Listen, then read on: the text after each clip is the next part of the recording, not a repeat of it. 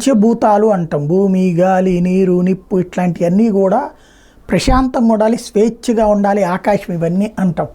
కానీ వీటిట్లో సైన్స్ పెరిగాక, అంతకుముందు సైన్స్ అనేటువంటిది తక్కువగా ఉన్నప్పుడు ఇవన్నీ మనందరికీ మనలో భాగం.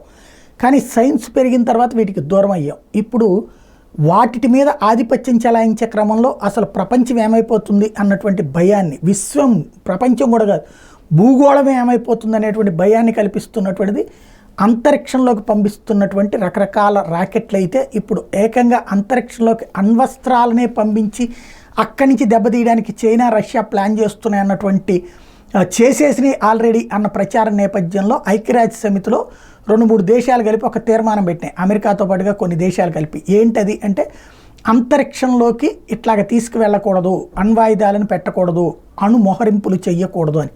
బట్ రష్యా తనకున్న వీటో పవర్ ఏదైతే భద్రతా మండలిలో 5 శాశ్వత సభ్య దేశాల్లో ఒకటి రష్యా, ఆ 5గురిలో ఏ ఒక్కళ్ళు ఒకదాన్ని తిరస్కరించినా అది తిరస్కరించినట్టు. అట్లాగే వీటో పవర్ని వాడి ఈ తీర్మానాన్ని తోసిపుచ్చింది. తద్వారా అంతరిక్షంలోకి అణ్వాయుధ ప్రయోగానికి, అణ్వాయుధాలని మొహరింపుకి సిద్ధపడినట్టయింది. ఇది పెను ప్రమాదం, పెను సంక్షోభం.